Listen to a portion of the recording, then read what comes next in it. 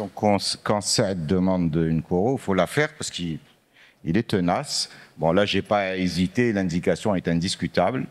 Et donc, je lui ai fait sa coronarographie. Et là, donc, je vais tout de suite clore le débat parce que le malade est sur la table de coronarographie. Il est démuni. Je suis là avec mes outils. J'ai mon anesthésiste à côté de moi qui me dit que globalement, tout va bien. Et je vais régler le problème puisqu'il me disait qu'il fallait faire des angioplasties ad hoc. Je vais juste expliquer au malade qu'il a quelques artères bouchées et que je vais lui régler le problème tout de suite et que tout ira bien. Pourquoi Saad a demandé la coro? C'est tout simplement parce que 70% des gens qui ont une insuffisance cardiaque sont des coronariens. Donc l'idée, c'est toujours de revenir vers le traitement étiologique. Et c'est ce qu'on a fait chez ce patient. Et vous pouvez voir là donc que vous voyez mal, mais la première marginale, il y a un stent qui est parfait. La bissectrice, il y a un stent qui est parfait. Là, on peut discuter de la nécessité de mettre des stents sur des artères aussi petites, etc. Ce n'est pas un resténoseur, le résultat est tout à fait bon. Et vous pouvez deviner sur l'interventriculaire antérieur une sténose très focale et sur l'artère circonflexe, avant le départ de la marginase, une autre sténose très focale. Ce qu'il y a de particulier chez ces patients qui ont une insuffisance cardiaque, c'est que globalement, l'anatomie seule est considérée comme un élément insuffisant pour prendre des décisions et qu'il faut faire une étude physiologique. Il se trouve qu'à ce moment-là, on avait l'IFR à disposition et donc on a pu faire des IFR, ce qui est l'équivalent de FFR sans adénosine, comme on n'a pas d'adénosine à disposition. Donc on utilise plutôt l'IFR et c'est la même chose, c'est validé de la même manière. La seule chose, c'est que l'IFR, les cut-off, au lieu d'être à 0,8, 0,9, sont différents. Et donc là, il y avait des IFR qui étaient inférieurs à 0,79. Ça veut dire que les lésions qu'on voit là sont des lésions qui ont un impact physiologique en termes d'ischémie. À droite, il avait ça. Et ça, mea culpa, c'est une occlusion qui semble fonctionnelle. Et en regardant la coronarographie seule, j'ai considéré que c'était une lésion qui était tout à fait simple à revasculariser, une occlusion fonctionnelle. On considère que le guide passera facilement et qu'on arrivera facilement à la lever. Donc, patient tritronculaire avec une dysfonction VG, des lésions focales et avec un... Quand on fait ça, le premier objectif, c'est d'analyser la complexité anatomique. C'est l'un des déterminants majeurs du choix de la revascularisation. Si on est devant une anatomie hostile et complexe, c'est-à-dire avec un syntaxe score qui dépasse 30, il est chirurgical d'emblée. Entre 22 et 30, certains discutent, mais pas dans le cadre de l'insuffisance cardiaque. Le seul cadre dans l'insuffisance cardiaque avec des dysfonctions VG où l'angioplastie peut être discutée comme une alternative, ce sont les patients qui ont des syntaxe scores inférieurs à 22, c'est-à-dire qui ont des anatomies qui nous apparaissent comme étant simples à l'angiographie. C'est le cas de ce malade. Le syntaxe score 2 qui associe des éléments cliniques et anatomiques est à 35,1 et le syntaxe score 2, bien que discuté, il est évalué sur les deux bras de la revascularisation et la chirurgie et l'angioplastie avec des prédictions de mortalité à 4 ans en général et vous voyez qu'elles sont proches entre la chirurgie et l'angioplastie, ça tourne aux alentours de 14%. J'ai rajouté le CTJ score qui est le score de l'occlusion chronique, ça va de 0 à 3. 1 étant considéré comme une occlusion chronique facile à traiter par angioplastie coronaire. Sur la modalité chirurgicale, et ça c'est Shams qui va plus en parler, le STS score et l'Euroscore 2 sont dans des zones de risque considérées comme modérées, c'est-à-dire avec des prédictions de mortalité qui ne dépassent pas les 5%. Alors tout à l'heure, Saad vous a montré cette plaque pour vous dire qu'effectivement, il y a de nombreux papiers qui nous démontrent que les patients pris en charge avec une Heart Team ont un devenir en termes de mortalité et de morbidité meilleur que ceux qui sont, dont la décision thérapeutique est prise par un individu seul ou 2 individus seuls, etc. Si vous regardez en bleu, souvent il faut regarder un peu plus, ça marche très bien pour les valves, ça reste... Dans le groupe des malades coronariens, ça n'a pas apporté vraiment de gain en termes de mortalité et de morbidité. Ça se discute, c'est un élément à prendre en compte sans que ça ait une importance. L'autre élément pour lequel je voudrais attirer votre attention, parce que quand on va faire une heart team, on va d'abord donner les evidence base of medicine, c'est-à-dire les recommandations qui sont le résultat d'études. Alors ça va des études randomisées jusqu'au registre pour descendre jusqu'aux avis d'experts. Et c'est, vous connaissez tous, le 1, le 2, le 3 avec des éléments A, B et C. Sachez que quasiment 50% des recommandations qui nous sont présentées sont des recommandations de très très bas étage. Ce ne sont que des avis d'experts. C'est-à-dire que les recommandations, ce n'est pas le courant. On n'avait pas de recommandations chez ces malades-là dans l'angioplastie jusqu'à 2017.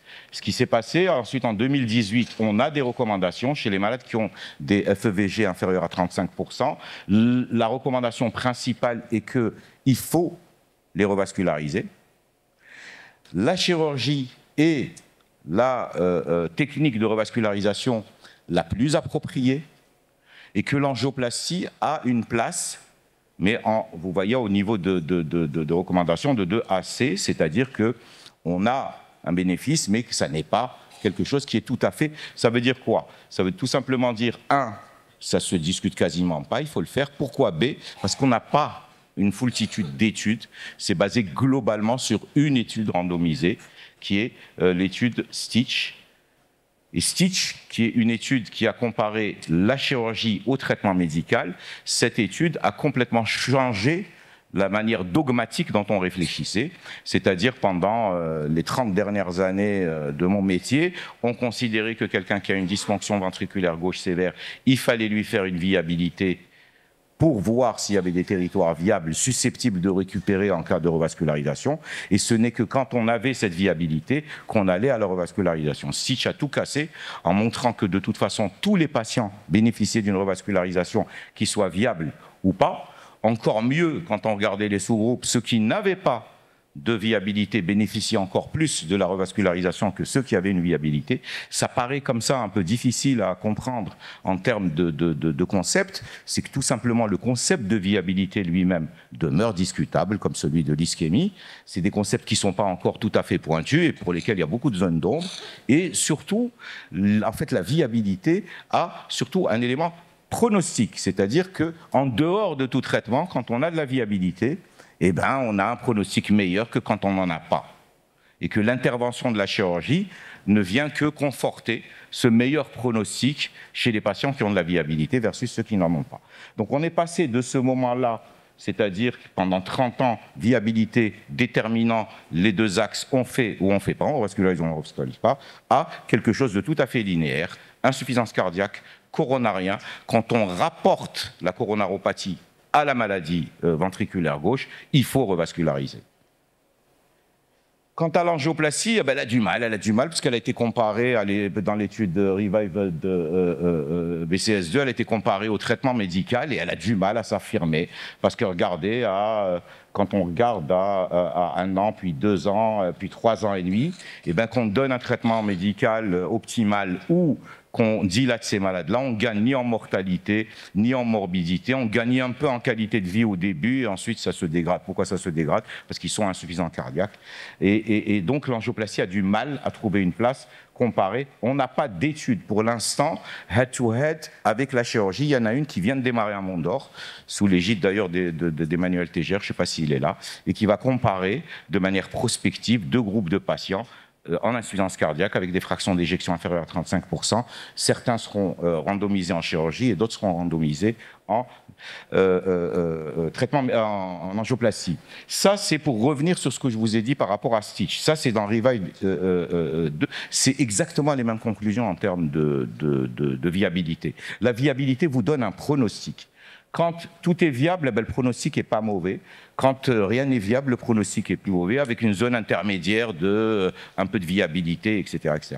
Et quand on regarde en termes de traitement, la viabilité demeure un élément pronostic, mais dilater ou donner un traitement médical n'a pas un impact Donc la viabilité n'est pas un élément discriminant des malades qu'on doit revasculariser ou pas, quelle que soit la technique de revascularisation. Et quand on résume ça, ben vous voyez en bas, dans notre cas, tritronculaire, syntaxe score inférieur qui a 17, entre 0 et 22, il est diabétique, c'est 1A, si on veut être dans les normes des recommandations, c'est la chirurgie, et 2BA, alternative de l'angioplastie. Quand on regarde, c'est quasiment la même chose de l'autre côté, c'est-à-dire l'angioplastie a une place quand le risque chirurgical est élevé, c'est évident. Chez des malades qui ont beaucoup de comorbidités et où le risque chirurgical est élevé, eh ben on va vers l'alternative. Mais ce que vous voyez en vert, c'est ce qu'avait dit tout à l'heure Seth, c'est que le patient demeure le centre de notre décision, pas uniquement en raison de ses choix à lui, mais tout simplement en raison de tous ces éléments-là. C'est-à-dire que les recommandations, il faut les considérer comme des guides et non des règles, que les décisions doivent adapter au patient et non pas à la pathologie, alors que toutes les études parlent de pathologie et non pas de patient, que le pragmatisme de notre métier doit nous assister, il ne doit pas nous diriger, que la flexibilité, l'adaptation aux pratiques locales est fondamentale. C'est-à-dire qu'il faut connaître quels sont nos niveaux de performance dans les différents domaines. Il faut s'auto-évaluer, et je pense que Pascal y reviendra tout à l'heure, de façon à avoir une décision qui tienne compte réellement de notre environnement, qu'il soit médical, paramédical, culturel, etc. Il faut préférer évidemment les évidences empiriques aux avis d'experts, parce qu'on peut tous se considérer comme étant des experts et dire mon avis vaut ce qu'il vaut. Et les recommandations aident au jugement clinique, mais ne le remplacent pas. La médecine demeure encore un art, encore quelques années probablement. Très rapidement, les registres ont toujours démontré que alors ce registre-là, qui est celui de New York, c'est mortalité, même chose entre la chirurgie et l'angioplastie, avec un peu plus d'AVC dans la chirurgie comparé à l'angioplastie, mais avec beaucoup plus d'infarctus dans l'angioplastie. Dans la database d'Alberta, c'est la chirurgie qui gagne à tous les niveaux, en termes de survie, en termes d'infarctus, sans surplus d'AVC. Et dans cette méta-analyse, eh bien, quand on a une dysfonction VG, vous voyez, ça varie, hein, 35, 40, etc. C'est en fait inférieur à 40, 38%. Notre malade, il a 38%. Quand on compare au traitement médical, il vaut mieux revasculariser par chirurgie ou par angioplastie en termes de mortalité. Et la chirurgie, si on la compare à l'angioplastie, elle fait mieux en termes de mortalité que l'angioplastie. Il y a un élément de la chirurgie qui explique peut-être cette espèce de blocage culturel qu'on retrouve sous nos climats, c'est le fait que la chirurgie, durant les 30 premiers jours, eh bien, elle ramasse toutes ces complications, c'est-à-dire la mortalité de la chirurgie, la morbidité de la chirurgie, etc. C'est pendant un mois. Et en fait, c'est ce qui marque les esprits.